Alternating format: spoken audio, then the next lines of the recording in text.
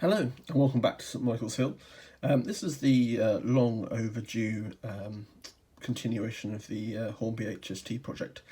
A quick recap for those who were watching the series before, and I guess a quick introduction for anyone who's new. I'm taking a couple of these old Hornby HST toolings and just having a play with them, trying to create a few different models. The first of which I'm actually using two body shells for, but to kind of create an interchangeable model is a buffer fitted HST. So I've used a kit to build the buffers there and trim down the cowling on the body shells to allow that all to fit. So that's one of the variations. The second is a failed HST. So again, I've added a coupling to the front here, so it's using an NEM pocket, and then I have amended the body shell so it looks like the access panel is open, and currently that is in a tube of isopropyl alcohol and a little bit of water. So the reason that's in there is to obviously strip the paint down. The model, as you can see, is have the access panel removed, all the glazing's been removed as well. And that's been sat in there now for probably 24 hours, so I'm going to, in a second, remove that and give it a quick gentle rub down with a toothbrush and see how that comes off. The same will need to be done to this model here, so I'm going to, in a second, show you how to remove the glazing and the lights and go from there. This model, for some reason, seems to have been cast from kind of a blue plastic, so that one's, as far as I'm aware, already stripped and ready for priming. So possibly in this section of the video, I'm going to look to get all the body shells stripped of paint, primed, and then I'm going to start the masking out of the bodies in preparation for the first coat of paint that's going to go on them. So I'm just about to remove the body shell that's in the alcohol, and at the same time I'm going to try and pop this one in to start the stripping process.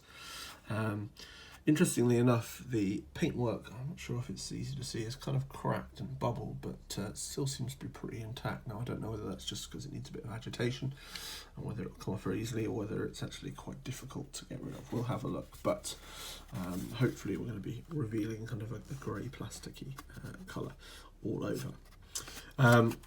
So before this goes in, I think it's safe to use basically with isopropyl alcohol and glazing, but I'm not entirely sure. I'm not going to take the risk. So what I will be doing is removing the glazing, both the lights and the windows, and then popping it all in. It's a very easy job. The lights are just on these plasticky sprues. They just need to be pushed forwards with some gentle force, and the glazing itself should just pop out nice and easily as well. So it's a fairly simple task. So there we go, that's done. I actually just used the kind of a little spoon here just to kind of push things through, and then use the kind of blunt end to just generally prise out the glazing. It's a very, very simple job. So that's going to be ready to go into the alcohol mix now. What I'm going to do now is just grab a little plastic container just to put this loco in. I'll be using gloves to get out the loco, just because the alcohol is fairly toxic stuff, so you generally want to keep it off of your hand. So I'm going to put a little plastic tub in on the workbench, just to kind of keep it a little bit safe of any of the harmful things that might be on the model. I don't want that all getting on the mat and vice versa. So I'm going to get that in place, put some gloves on, carefully take the model out, and then pop this one back into the alcohol. So I'm going to remove the body shell from the alcohol now. Just go careful when you get it out. You obviously don't want this stuff kind of dripping all over the place. There are a few kind of surfaces where it might drip off, so just kind of go slow with it. Like I said, I've got this little old lunchbox lid as kind of something to hold it with, and then I'm just going to pop the other one we're working on straight in there. and I'm going to pop the lid back on. The lid is sealed, so we shouldn't get any wastage, and also kind of stops fumes and that sort of stuff. This stuff is yeah, it's pretty toxic. Even through these gloves I can feel like that kind of cool evaporation feeling, and that's just from the alcohol, so just go careful with it, and fumes are quite strong as well.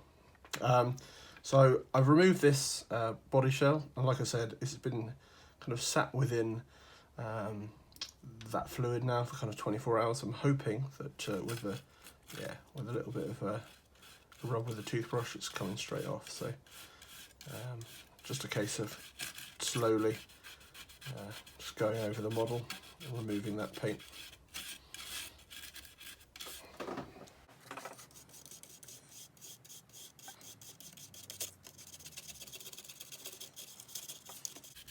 I'm not too worried about the kind of bits of paint on here. I'm just going to clean that off, and then at the end I'll just give it a wash, and hopefully that should remove the last of it. But yeah, generally pleased with the ease in which this is coming off. If you wipe your finger over it, you can see already it's gone straight back to bare plastic. It doesn't seem to have done any damage at all to the plastic, which is obviously what we wanted. I'm just going to keep scrubbing away to get the result, and I'll probably just get back to you once this has been done. So I've given it a good scrub, and to be honest, it's kind of mixed results. So obviously this body side has come off amazingly well. There's a few kind of little bits and bobs, but the roof not so much, and certainly the back end for some reason almost nothing's come off. This grey hasn't come off at all, and then front seems to be fine. There's a little bit of the yellow kind of inside there, but that's you know, to be expected, a little bit of a hard to get area. But this side I can't remove any of the grey, so what I'm going to do is just pop it back in for another day or so, and then try the same process again. I think hopefully now that this is kind of started, it should come off a little bit easier. So I'm just going to basically repeat the process, and the same with this one probably, and we'll see where we get. So whilst those two are kind of waiting for the paint to come off, I'm going to turn my attention to this one. The first thing I'm going to do is give it a coat of white primer, or light grey primer, whichever I have to hand, and basically prepare it for painting.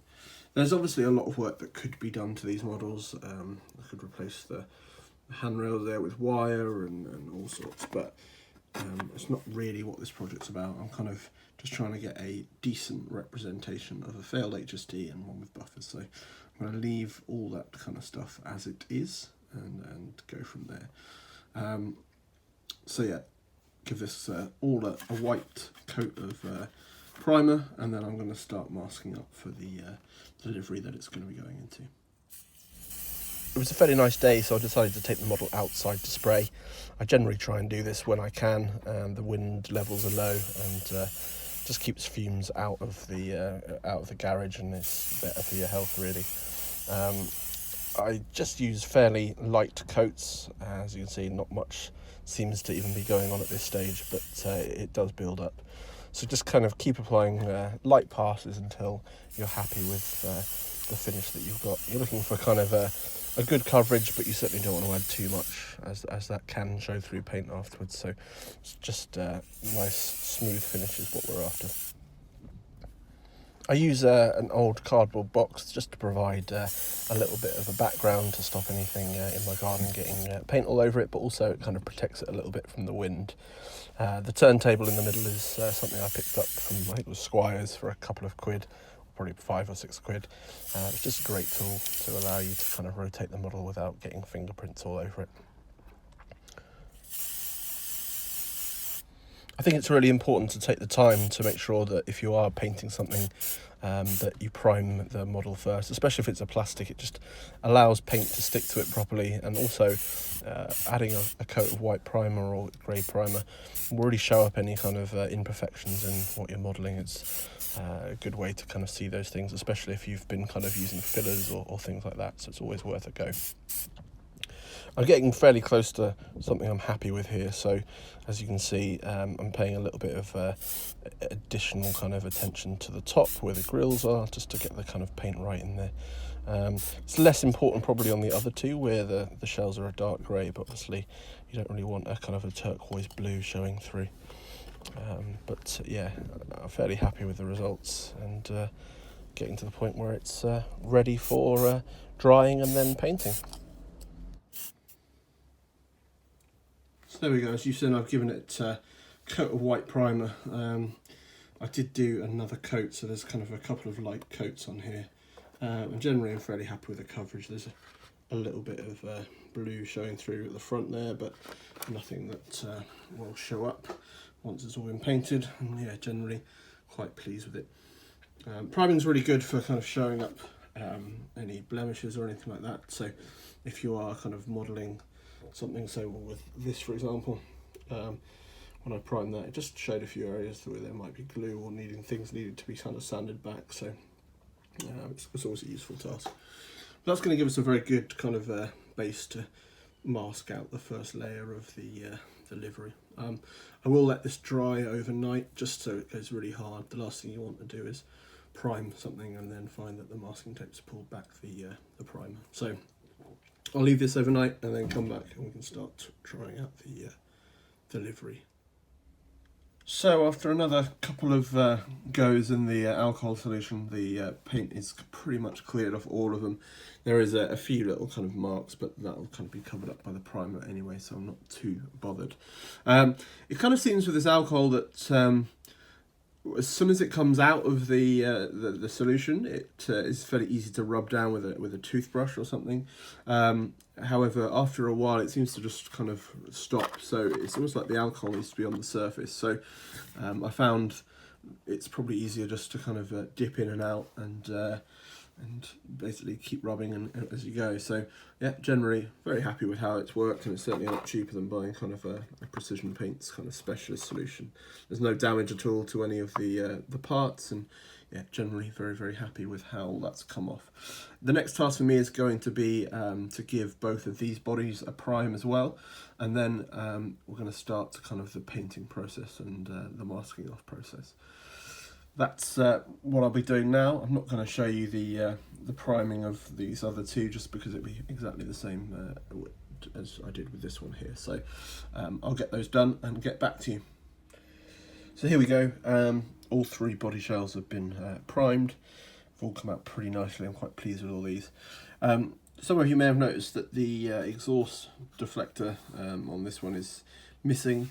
It's just a case of picking up a spare, so I'm going to be doing that. It's not really going to affect any of the painting. This area will have been black and will obviously be covered up, so I'll just kind of paint along as I go, and when I get a new deflector, make sure that that's painted in the correct colour for the livery that I've chosen. So when it comes to the painting, I've already spoken a little bit about prototypes and which of the classes I'm going to be doing, but basically the one at the back there, the failed HST, is going to be 43006, which is going to be an intercity swallow livery, and then one of these front two is going to be 43080, again in intercity swallow livery, and the other one will be 43068, a Virgin Trains livery with the yellow roof, and will be kind of done up as the Cornishman, assuming I can find the vinyls, the decals somewhere. So in terms of getting these ready to paint, the first section is quite easy. I'll just spray the yellow on without any masking. There will be a bit of overspray, but it's not going to be a big problem.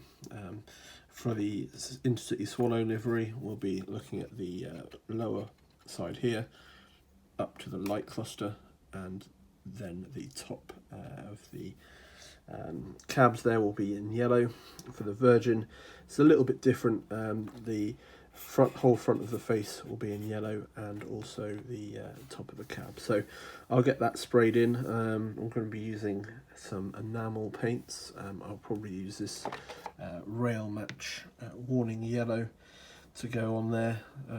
See how that works.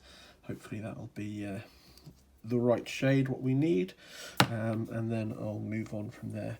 This video won't cover the full painting, primarily just because I think the time it takes will probably be a video in itself. But yeah, I'll start these up with the yellow and maybe another colour, and after that I will probably move on to part 5, where I will finish these up by finishing the painting, reconstructing and inserting the new glazing.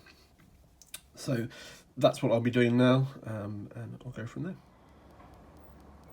So when it comes to the spraying, it's fairly simple. I'm using the rail match paints and the Humbrol enamel thinners. I mean, ideally I'd probably use Humbrol paints with Humbrol thinners, etc., but I've never had too many problems with it. Mix them about 50-50 into an airbrush, and just use this little paintbrush to mix it up a little bit. Then it's just a case of going over it a few times with thin layers until you've got something that you're fairly happy with. So here's one that I've done before. Like I said, the areas that I need there are pretty happy with. I'll probably give it one more coat when that's fully dried, but generally quite happy with that. So it's just a case of using the airbrush to kind of go over the model.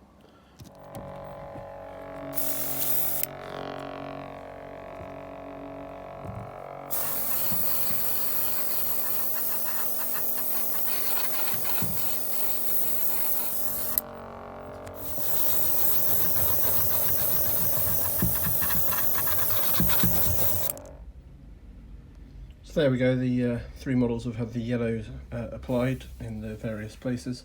Obviously this one's kind of got a full kind of nose of it, and the other 2 are more concentrated on the cab and the underframes. There's obviously an overspray on the front, but that's not going to be a problem. By the time we spray the darker colours on top of that, it'll certainly disappear. The next job is going to be to mask these up a little bit for the next colour. It's always best to kind of work from light to dark when it comes to that. So for the Virgin, it will probably end up being the red that goes on next. And for the Intercity Swallow, it will be the white that comes along the front and on the sides, and then possibly I'll do the beige at the same time that goes at the back. So I'll kind of work that out, but these need to kind of fully dry before we can do that, and also it's easier to check the colour once everything's dried up nicely. So I'll leave these for now, probably overnight, and I'll come back to them tomorrow. So there we go, the paint's been drying overnight and it's all dry, and I'm fairly happy with the kind of way it's gone on. There are a couple of areas which I think could probably do with a bit more of another coat maybe, but one thing I was slightly concerned about is the colour. It's a little bit yellow, obviously it's a yellow so it should be yellow, but it just feels a little bit too lemony, and you know, in probably the real world there's a little bit more of an orangey colour, or at least there is on some other of the models. So as a comparison, this is one of the older Hornby models, which is what these were, and as you can see, the colour yellow is a little bit different. Certainly the one on the right is got a little bit darker, a bit of a darker colour to it. The more up-to-date version is kind of a lot darker, a lot more of an orange hue to that. Now, looking at the prototype, it's difficult to tell because by the looks of things, well, I certainly know that this was in the early 2000s, which was the very end of this livery's life. The top you can see is kind of very faded, probably where the sun's kind of gone onto it, and obviously fairly weathered from the exhaust. The bottom there looks a little bit more orange, but certainly I wouldn't say is the same sort of orange as this, but it's probably more orangey than the yellow that's been painted on here. So I think I'm probably going to go away and find the paint colours that, or at least experiment with a few paint colours. If anyone knows generally what is used for kind of the swallow yellow in any range of paints really, ideally enamels, but even if it's acrylic, it wouldn't be the end of the world. Pop it in the comments below. I certainly I don't necessarily think that even this colour is correct, but I certainly think it's very different to these. So yeah, any feedback would be greatly appreciated. I think because I'm a bit unsure of these colours, I'm not going to go further and start masking up the body, because ultimately anything that needs to be done will involve doing the yellow again. So I'm going to leave it there for today's video. Thank you for joining me this week. I will get back to this series fairly soon. Obviously it might take me a couple of weeks to kind of research all the paints and do all that sort of stuff, but I promise I won't keep you waiting for part 5 as long as I kept you waiting for this part 4. So, as always, thank you for joining me, and I will see you again very soon on St Michael's Hill. Thanks very much. Goodbye. As always, thank you for joining me. If you like this video, why not check out some of my other videos by clicking in the top left-hand corner of this page. If you haven't subscribed yet, it would be wonderful if you did. Do so by clicking on the icon in the bottom right-hand corner of this page. Thanks very much, and I'll see you again soon on St Michael's Hill.